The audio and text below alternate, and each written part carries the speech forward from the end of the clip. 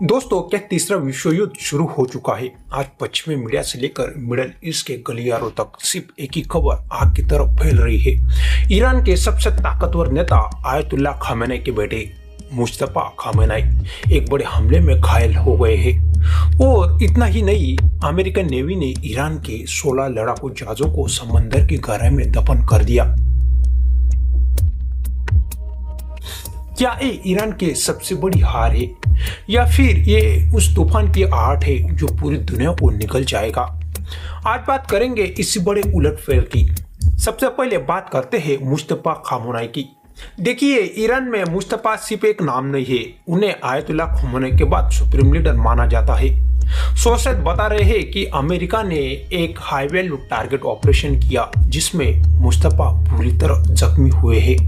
अगर एक खबर 100% सच हुई तो समझ लीजिए कि अमेरिका ने ईरान के दिमाग पर चोट की है। ऐसी एक मिलिट्री अटैक नहीं है, ये ईरान के आने वाला कल का प्रहार है। जब घर का वारिस खतरे में हो तो सुल्तानत की दीवारें हिलने लगती है। क्या अमेरिका ईरान में रेजिम चेंज की तैयारी कर रहा है? ये एक बहुत बड़ा सवाल है। यह हमला अचानक नहीं हुआ। पिछले कई महीनों से ईरान के प्रॉक्सी ग्रुप्स जैसे हिजबुल्ला और हुतियों ने रेड सी में कोहराम मचा कर रखा है। अमेरिका ने बार बार चेतावनी दी थी, लेकिन जब पानी सिर के ऊपर से निकल गया तो पेंटागन ने ऑपरेशन आयरशील्ड को अंजाम दिया। सोचिए, अगर मुस्तफा खामेनी जैसा शख्स सुरक्षित नहीं है तो ईरान की बाकी कमांडर्स का क्या हाल होगा? इस हमले में ईरान के सिक्योरिटी रिंग की पोल खोल दी है। मोसाद और CIA की घुसपैठ अब तेहरान की गलियों तक पहुंच चुकी है। क्या ईरान अब अपने न्यूक्लियर प्रोग्राम को और तेज करेगा या फिर डर के मारे झुक जाएगा? लेकिन कहानी यही खत्म नहीं होती। पर्शियन गल्फ से लेकर स्ट्रेट ऑफ हॉर्मुज तक समंदर का पानी आज लाल है। खबर यह है कि US नेवी ने ईरान के 16 नेवल्स जो वेसल से उनको मिनटों में ढेर कर दिया और पानी में डुबो दिया। दोस्तों, 16 जहाज एक कोई छोटी संख्या नहीं होती। ये ईरान की मरीन कैपेबिलिटी की रीढ़ की हड्डी तोड़ने जैसा है। अमेरिका ने साफ संदेश दे दिया है कि अगर तुमने समुद्री रास्तों को रोकने की कोशिश की तो तुम्हारी नेवी का निशान तक मिटा दिया जाएगा। यह दो बड़े सवाल उठते हैं। क्या ईरान अपने इस नेवल हार का बदला लेने के लिए इजराइल पर मिसाइलें दागेगा? क्या रूस इस मामले में कूदने की हिम्मत दिखाएगा? अब बात करते हैं सबसे जरूरी मुद्दे की, भारत। अगर खाड़ी देशों में युद्ध की आग भड़कती है तो सबसे पहले हमारी पॉकेट पर असर पड़ेगा।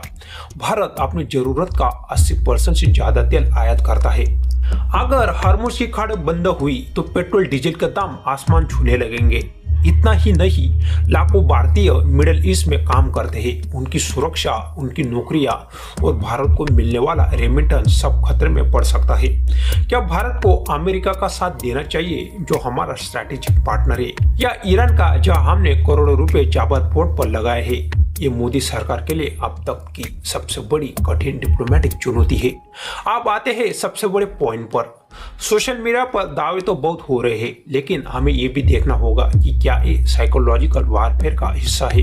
अमेरिका हमेशा बड़े हमलों में दुश्मन का मनोबल तोड़ने की कोशिश करता है, लेकिन अगर ईरान के 16 जहाज वाकई डुबाए गए हैं तो ईरान का अगला कदम सुसाइडल अटैक्स हो सकता है।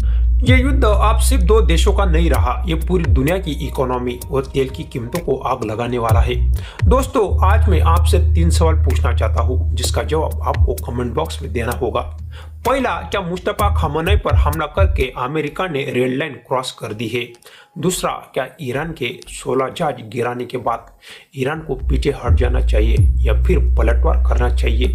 तीसरा, क्या भारत को इस मामले में मध्यस्थता करनी चाहिए या न्यूट्रल रहना चाहिए? अपनी राय कमेंट्स में जरूर बताइए। मिलते हैं अगले वीडियो में, तब तक जय हिंद, जय भारत।